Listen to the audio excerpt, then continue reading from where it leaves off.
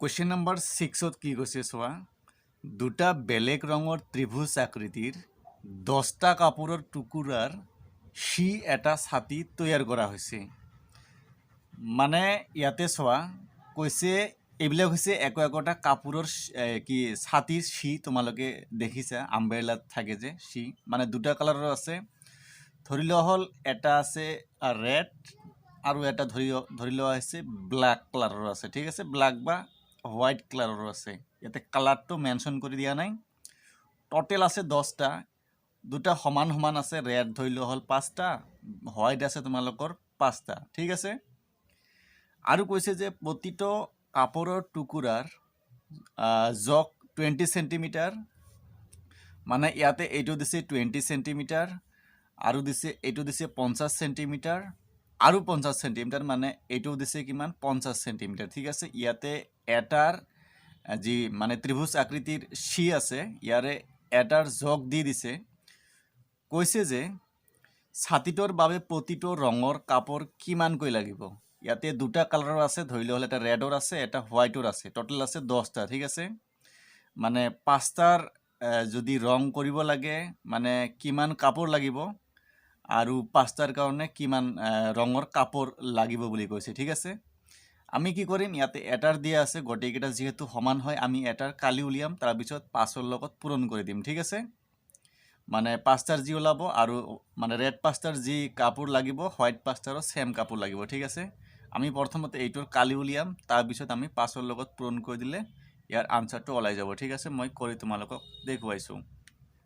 কালিটো তোমালোকে এনেদৰে উলিয়াবা। প্ৰশ্নমতে 5 টুকুৰা ত্ৰিভুজ আকৃতিৰ কাপোৰ একে ৰঙৰ আৰু 5টা ত্ৰিভুজ আকৃতিৰ কাপোৰ বেলেগ ৰঙৰ, এনেদৰে প্ৰথমতে লিখিবা। ঠিক আছে, এইটো প্ৰশ্নমতে কৈয়ে দিছে।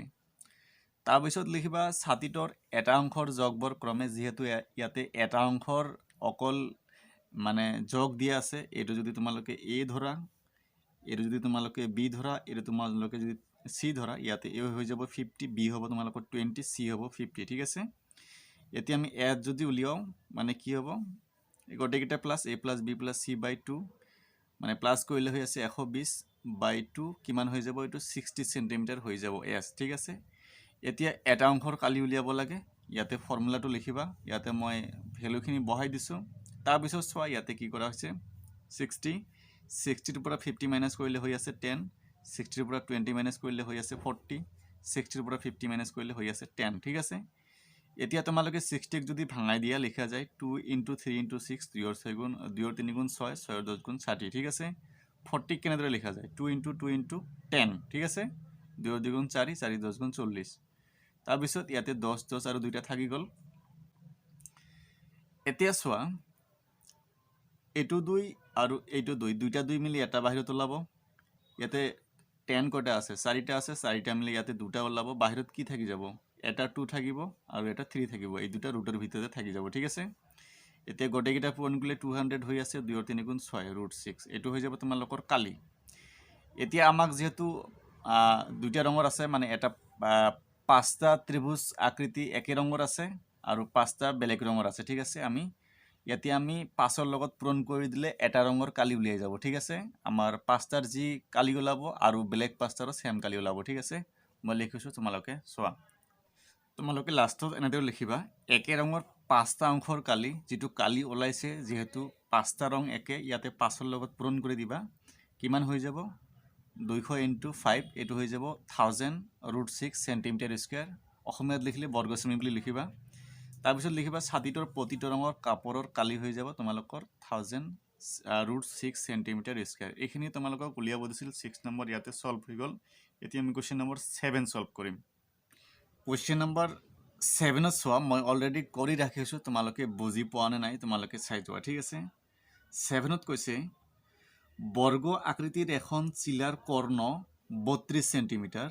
এইটো বৰ্গ আকৃতিৰ এখন চিলা বুলি কৈছে, তোমালোকে কিতাপ চাই ছবিটো আঁকিবা। ঠিক আছে, ইয়াৰ কৰ্ণটো কৈছে 32 সেণ্টিমিটাৰ, এইটো হৈছে তোমালোকৰ কৰ্ণ। ঠিক আছে, এইটো 32 সেণ্টিমিটাৰ বুলি কৈছে আৰু ইয়াৰ লগত 8 সেণ্টিমিটাৰ ভূমি আৰু 6 সেণ্টিমিটাৰ জোখৰ দুটা বাহুৰে এটা সমদ্বিবাহু ত্ৰিভুজ সংযুক্ত কৰা আছে। এইখন হৈছে বৰ্গাকৃতিৰ এখন চিলা আৰু ইয়াৰ লগত যিটো মানে তলৰ অংশখিনি ইয়াতে এটা সমদ্বিবাহু ত্ৰিভুজ সংযুক্ত হৈ আছে বুলি কৈছে ইয়াৰে এইটো হৈছে 8 সেন্টিমিটাৰ আৰু এই বাহু দুটা 6 সেন্টিমিটাৰ বুলি কৈছে ঠিক আছে তাৰপিছত কৈছে যদি চিলাখনক চিত্ৰত দেখুওৱা ধৰণে তিনিটা বিভিন্ন ৰং দি তৈয়াৰ কৰা হয় যদি চিলাখনত তিনিটা ৰং দিবলগীয়া হয় মানে তিনিটা পাৰ্ট আছে এইটো এটা অংশ এইটো এটা অংশ এইটো এটা অংশ ঠিক আছে তিনিটা ৰং যদি দিব লাগে তেন্তে প্ৰতিটো ৰঙৰে কিমানকৈ কাকত তৈয়াৰ ইয়াত ব্যৱহাৰ হ'ব মানে তিনিটা যদি ৰং কৰিব লাগে তিনিটাতে কিমানকে মানে ৰং দিব লাগিব এইটো তোমালোকক উলিয়াব দিছে একেবাৰে ইজি হয় আমি এইটোৰ কালি উলিয়াম আৰু এইটো কালি উলিয়াই দিম ঠিক আছে একদম এনসাৰ ওলাই যাব ঠিক আছে ইয়াতে যেহেতু বৰ্গাকৃতিৰ কথা কৈছে ইয়াতে 1 নম্বৰৰ কালি যিখিনি ওলাব 2 নম্বৰৰ সেম কালি ওলাব ঠিক আছে হয় ইয়াতে আমি 1 নম্বৰৰ কালি উলিয়াম নহলে 2 নম্বৰৰ কালি উলিয়াম ঠিক আছে তোমালোকে হিৰণৰ ফৰ্মুলাটো কৰিব পাৰা নাইবা তোমালোকে ডাইৰেক্ট যেটো ত্ৰিভুজৰ কালিৰ ফৰ্মুলা আছিল হেতুটো কৰিব পাৰা ঠিক আছে মই ইয়াতে ডাইৰেক্ট যেটো হাফ ইনটু ভূমি ইনটু উন্নতি ফৰ্মুলা আছিল এইটোত মই কৰিছো ঠিক আছে 1 নম্বৰৰ কালি উলিয়াইছো 1 নম্বৰ 2 নম্বৰ কালি যেহেতু সমান এটা উলিয়ালে হৈ গল তোমালোকে এনেদৰে লিখিবা তোমালোকে প্ৰথমতে এনে লিখিবা ধৰ বৰ্গৰ বাহু ইয়াতে বৰ্গৰ বাহু a বুলি ধৰা হৈছে এটো যদি a হয় গডেখিনি কি হৈ যাব a হৈ যাব ঠিক আছে বৰ্গৰ বাহু যেহেতু সমান থাকে 1 নং ৰঙৰ কাকতৰ পৰা ইয়াতে সোৱা প্ৰথমতে আমি a স্কয়াৰ উলিয়াই লম ঠিক আছে ইয়াতে আগলৈ a স্কয়াৰ লাগিব তোমালোকে পিছলৈ বুজি পাবা ইয়াতে সোৱা এটো হৈছে কৰ্ণ এই 1 নম্বৰ ত্ৰিভুজৰ কথা চিন্তা কৰা এটো যদি কৰ্ণ হয় এটো মানে কি বর্গ বলি দিয়া আছে মানে কি এটো সমকোণী ত্রিভুজ হ'ব পাইথাগোৰাসৰ ফৰ্মুলা মতে কি আছিল কৰ্ণ স্কয়াৰ সমান সমান লম্ব স্কয়াৰ প্লাস ভূমি স্কয়াৰ মানে 32 হৈছে তোমালোকৰ কৰ্ণ ইয়াতে এটো হৈ যাব তোমালোকৰ কি ভূমি আৰু এটো হৈ যাব তোমালোকৰ লম্ব ঠিক আছে তো 32 square equal a square plus a square ইয়াতে লম্ব ভূমি যেহেতু সমান সমান দিয়া আছে 32 স্কয়ার মানে তোমালোকৰ হৈছে 1024 এতিয়া সোৱা দুটা a স্কয়াৰ প্লাস কৰলে কিমান হ'ব টুৱাইস a স্কয়াৰ এটা সোৱা টুৱাইস a স্কয়াৰ হৈছে ইকুয়াল 1024 এতিয়া আমি a স্কয়াৰেৰ ভ্যালু যদি ওলাও 1024/2 ৰে ডিভাইড কৰিব লাগিব 512 সেন্টিমিটার স্কয়ার হৈ যাব ঠিক আছে এটো আমি কার ভ্যালু পালো a স্কয়ারের ভ্যালু আগলৈ বুজি পাবা এতিয়া 1 নং ৰঙৰ আমি কালি উলিয়াম 1 নং ৰঙৰ কাকতৰ কালি ত্ৰিভুজৰ ফৰ্মুলা আছিল হাফ ইনটু ভূমি ইনটু উন্নতি এতিয়া সোৱা হাফ ভূমি মানে কি মানে এটো a ভূমি মানেও a তোমালোকৰ লম্ব মানেও a দুটা a দিয়া আছে ঠিক আছে হাফ ইনটু a মানে কি দুটা a মানে a স্কয়ার হৈ যাব ইয়াতে সোৱা 1 টু যেহেতু অপৰত আছে মানে এটো ডাইৰেক্ট লিখা যায় a স্কয়াৰ বাই 2 আমি a স্কয়াৰৰ ভ্যালু কিমান পালো 512/2 256 হৈ যাব 1 নঙৰ ঠিক আছে কালি হৈ যাব 256 সেন্টিমিটাৰ স্কয়াৰ যেহেতু এইটোৰ কালি সমান হ'ব গতিকে আমি ডাইৰেক্ট ইয়াতে লিখিব পাৰিম 1 নং ৰঙৰ কাকতৰ কালি সমান 2 নং ৰঙৰ কাকতৰ কালি সমান 256 সেন্টিমিটাৰ স্কয়াৰ এখিনি তোমালোকে নিশ্চয় বুজি পাইছা এতিয়া আমি 3 নম্বৰ অংশৰ কালি উলিয়াম 3 নং চিত্ৰত তোমালোকে সোৱা 3 নং চিত্ৰত তোমালোকে এটো যদি a ধৰা এটো দিয়া আছে তোমালোকৰ 6 এটো যদি তোমালোকে b ধৰা এটো দিয়া আছে 8 আৰু এটো যদি তোমালোকে c ধৰা এটো হৈ যাব তোমালোকৰ 6 ঠিক আছে এতিয়া s উলিয়াব লাগিব মানে এটো আমাক কালি উলিয়াব লাগে আমি হিৰণৰ ফৰ্মুলাতে উলিয়াম s equal a plus b plus c/2 মানে 6 plus 8 plus 6/2 এটো s হৈ যাব তোমালোকৰ 20 ঠিক আছে তাৰ পিছত এতিয়া আমি ডাইৰেক্ট ফৰ্মুলাত বহাই দিম 1 নং ৰঙৰ কাকতৰ কালি এটো ফৰ্মুলাত বহা হৈছে ইয়াতে ভ্যালু কেটা বহা হৈছে তাৰ পিছত ইয়াতে সোৱা 10 ৰ পৰা 6 মাইনাস কৰিলে 4 10 ৰ পৰা 8 মাইনাস কৰিলে 2 10 ৰ পৰা 6 মাইনাস কৰিলে 4 ঠিক আছে এতিয়া আমি 10ক লিখা যায় 2 * 5 4 4 এ থাকিব এতিয়া 2 এ থাকি যাব 4 ঠাইত 4 থাকি গল ঠিক আছে এতিয়া সোৱা এই দুটা মিলি এটা বাহিৰত ওলাব আৰু এই দুটা মিলি এটা বাহিৰত ওলাইছে √5 ভিতৰত থাকি যাব 2 * 4 = 8 8 √5 তোমালোকে এখিনিও ৰাখিব পাৰা নাইবা তুমি ৰুট যদি ভাঙাই দিয়া মানে 8 * √5 ভাঙালে হৈ যাব তোমালোকৰ 2.224 এটো হৈ যাব 2.224 ইয়াতে ভালকে গম পোৱা যায় 2.224 হৈ যাব এটো লগত এটো পইণ্ট গলে 17.92 সেন্টিমিটার স্কয়ার হৈ যাব ঠিক আছে তা এটো তোমালোকৰ সলভ হৈ গল ইয়াৰ পিছত কোৱেশ্চন নম্বৰ 8 আমি সলভ কৰিম কোৱেশ্চন নম্বৰ 8 ৰ গটেখিনি চিত্ৰ মই অকা নাই তোমালোকে কিতাপ চাই আকিবা ঠিক আছে বুজি পাবা তোমালোকে কি কৈছে সোৱা এখন মজিয়াত থকা এখন ফুলৰ চানে কি 16খন ত্ৰিভুজ আকৃতিৰ টাইলেৰে গঠিত মানে মজিয়াত এখন ফুলৰ ডিজাইন আঁকিছে টাইলেৰে আঁকিছে মানে কৈছে যে জানে কি ত্ৰিভুজ আকৃতি টাইলেৰে গঠিত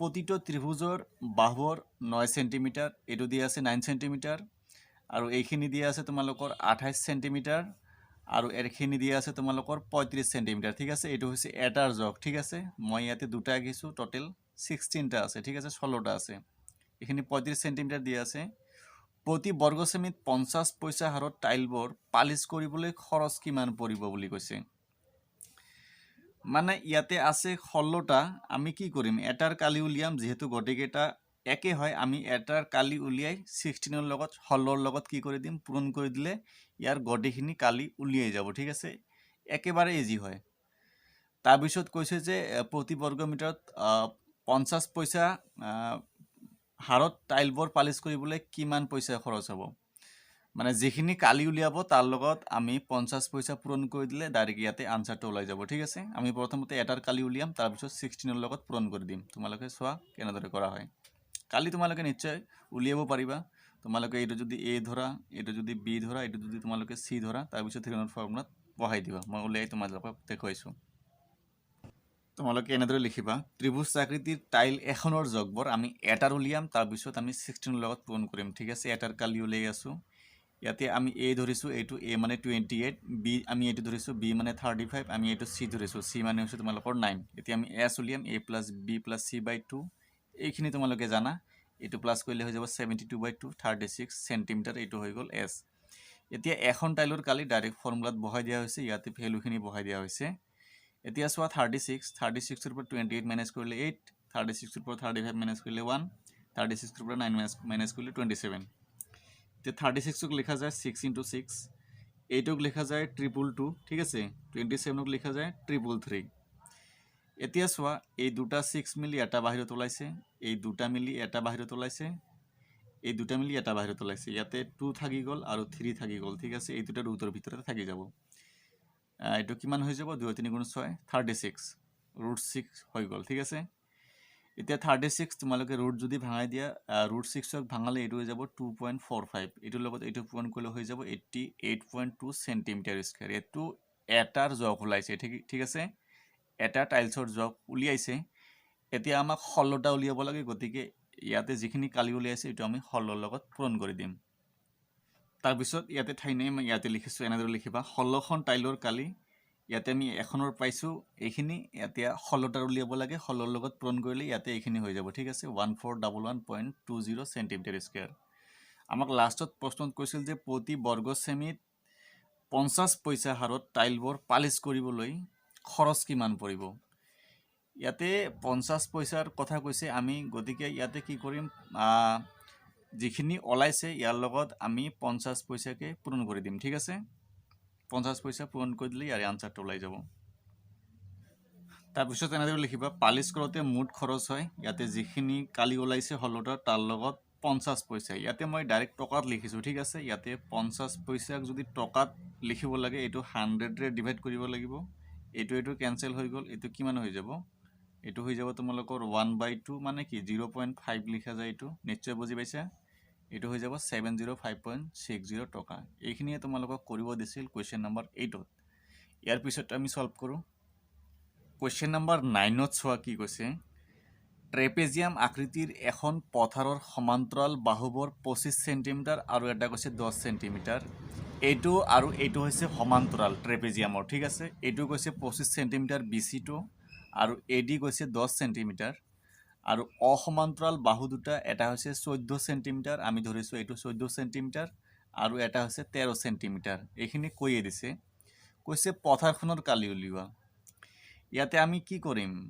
ডাইৰেক্ট আমি ট্ৰেপেজিয়ামৰ কালি উলিয়াই দিম ট্ৰেপেজিয়ামৰ কালি উলিয়াবলৈ ট্ৰেপেজিয়ামৰ ফৰ্মুলাটো জানিব লাগিব কালিৰ ফৰ্মুলাটো কি আছিল ট্ৰেপেজিয়ামৰ কালি উলিওৱা ফৰ্মুলাটো আছিল হাফ ইনটু AD + BC মানে ফৰ্মুলাটো আছিল সমান্তৰাল বাহু দুটাৰ যোগফল ইয়াতে AD আৰু BC হৈছে সমান্তৰাল বাহু মানে হাফ ইনটু সমান্তৰাল বাহু দুটাৰ যোগফল ইনটু উচ্চতা বা উন্নতি ঠিক আছে ইয়াতে AD + BC ইয়াতে চোৱা হাফ ফৰ্মুলাত আছে AD BC ৰ ভ্যালু ইয়াতে দিয়ে দিছে কিন্তু ইয়াতে h নাই গতিকে আমাক অঙ্কটো কৰিবলৈ প্ৰথমতে ইয়াতে h মানে উচ্চতাটো উলিয়াব লাগিব ঠিক আছে যিহেতু উচ্চতা দিয়া নাই, উচ্চতা উলিয়াবলৈ কি কৰিম, হয় আমি ইয়াতেও উচ্চতা উলিয়াব পাৰিম, নাইবা ইয়াৰ পৰা ইয়াতে আমি যদি এটা ৰেখা টানি দিওঁ এইটো উচ্চতা উলিয়ালে হৈ যাব। ঠিক আছে,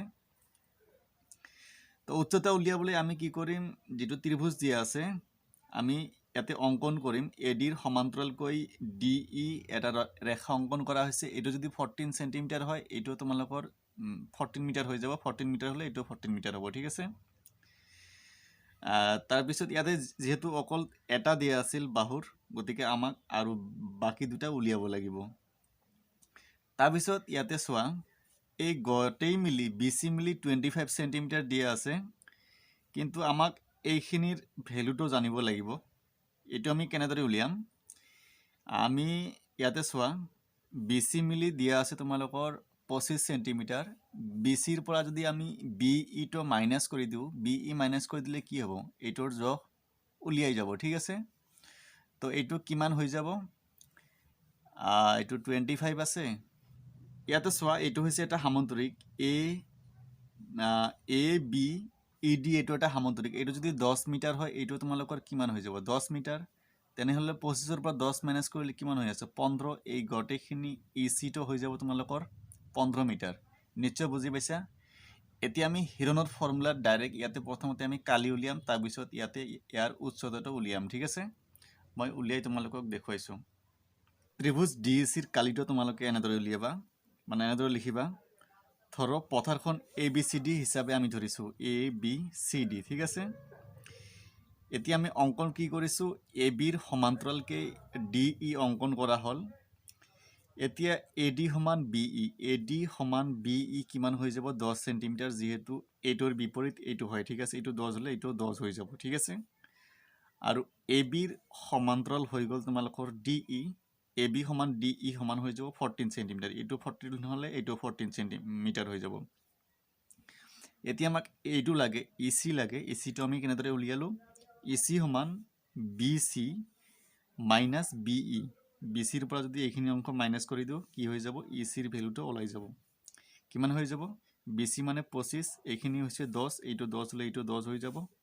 তো 25ৰ পৰা 10 মাইনাস কৰিলে 15 মিটাৰ হ'ব এইখিনি। ঠিক আছে, এতিয়া আমি ডিইচিৰ কালি উলিয়াম। ডিইচিৰ চোৱা আমি কি পালো, এইটো তোমালোকে যদি এ ধৰা, এইটো যদি তোমালোকে বি ধৰা, এইটো তোমালোকে যদি সি ধৰা, ডাইৰেক্ট ইয়াতে ফৰ্মুলাত বহাই দিবা। এছ কিমান হ'ব, 14 + 15 + 13/2, 42/2 মানে 21 মিটাৰ হৈ গ'ল তোমালোকৰ এছ। এতিয়া কালি উলিওৱা হৈছে, ইয়াতে চোৱা কালি ডিইচি ইয়াতে ফৰ্মুলাত বহাই দিয়া হৈছে, ইয়াতে ভ্যালুকেইটা পুট কৰা হৈছে। এতিয়া 21 ইনটু 21ৰ পৰা 14 মাইনাস কৰিলে 17, 21ৰ পৰা 15 মাইনাস কৰিলে 16, 21ৰ পৰা 13 মাইনাস কৰিলে 8। এতিয়া চোৱা 21 ইনটু 7, 6ক ভঙাই দিয়া হৈছে, লেখা যায় 2 ইনটু 3। 8ক ভঙালে 3টা, 222 লেখা যায়। ঠিক আছে, এতিয়া চোৱা 21, এই 3 আৰু 7 মিলি 21 লিখা হৈছে ইয়াতে। তাৰপিছত 2 কেইটা থাকি গ'ল, এটা, দুটা, তিনিটা, চাৰিটা। 2 ইয়াতে 4টা আছে, দুটা 21 মিলি এটা বাহিৰত ওলাইছে। এই 4টা 2 মিলি দুটা বাহিৰত ওলাইছে। এই গোটেইকেইটা ইনটু কৰিলে 84 মিটাৰ স্কোয়াৰ হৈ যাব। এইটো তোমালোকে কালি পালা। এতিয়া ইয়াৰ পৰা আমি এইটো উচ্চতাটো উলিয়াম। ঠিক আছে, এইচটো উলিয়াম, তোমালোকে চাই যোৱা। উচ্চতা তোমালোকে এনেদৰে উলিয়াবা, কালি ডিইচি ইকুৱেল 84 মিটাৰ স্কোয়াৰ আমি পাইছোঁ। ঠিক আছে, কালি মানে কিমান, হাফ ইনটু ভূমি ইনটু উচ্চতা, মানে ইয়াতে ইংৰাজীত লিখা হৈছে বি ইনটু এইচ। বি মানে হৈছে বেছ, এইচ মানে হৈছে হাইট। ঠিক আছে, হাফ ইনটু ইয়াৰে ভূমি কিমান 15 মিটাৰ, এইচ ইয়াতে দিয়া নাই 84। এতিয়া চোৱা এইটো এনেদৰে লিখা যায়, হাফ মানে এইটো কিমান, ইয়াৰ তলত 1 আছে, এইটো পূৰণ, এইটো পূৰণ, এইটো 15/2 লিখা যায় ইনটু এইচ 84। ঠিক আছে, ইয়াতে এইচ ইয়াতে 84 আগৰে পৰা আছিল, এইটো ইফালে আনিলে কি হ'ব, ৰাইট সাইড আনিলে এইটো অলটা হৈ যাব, ওপৰত 2টো যাব, তলত 15 আহিব। ঠিক আছে, এইটো ইনটু কৰিলে 168 হ'ব বাই 15, এইটো ডিভাইড কৰিলে 11.2 মিটাৰ এইটো হৈ যাব তোমালোকৰ এইচ। এইটো আমি পালো কিমান, 11.2 মিটাৰ। ঠিক আছে, এতিয়া আমি ডাইৰেক্ট ট্ৰেপেজিয়ামৰ যেটো ফৰ্মুলা আছে, ফৰ্মুলাত বহাই দি আমি ডাইৰেক্ট ইয়াৰে পথাৰখনৰ কালি উলিয়াই দিম। তাৰপিছত লিখিবা পথাৰখনৰ কালি, ট্ৰেপেজিয়ামৰ এইটো কালিৰ সূত্ৰ লিখা হৈছে হাফ ইনটু এডি প্লাছ বিচি। এডি প্লাছ বিচি মানে সমান্তৰাল বাহুৰ যোগফল ইনটু এইচ। ইয়াতে হাফ এডি মানে কিমান, এডি মানে 10, বিসি মানে হৈছে তোমালোকৰ 25, ঠিক আছে। ইয়াতে কি হৈ যাব, হাফ ইনটু 10 + 25 35 ইনটু 11.2 আমি কি পাইছোঁ, উচ্চতাটো পাইছোঁ। এতিয়া চোৱা, এইটো পূৰণ কৰিলে 392 হৈ যাব বাই 2, এইটোৰে এইটোক ডিভাইড কৰিলে বা কটাকটি কৰিলে 196 মিটাৰ স্কুৱেৰ হৈ যাব। 9 নম্বৰ ইয়াতে সলভ হৈ গ'ল। তোমালোকক পথাৰখনৰ কালি উলিয়াব দিছিল, এনেদৰে তোমালোকে 9 নম্বৰটো সলভ কৰি ল'বা, ঠিক আছে। ইয়াতে বুজি নাপালে কমেণ্ট বক্সত কমেণ্ট কৰি জনাবা। তো আজি ভিডিঅ'ত এইখিনি আছিল, ধন্যবাদ।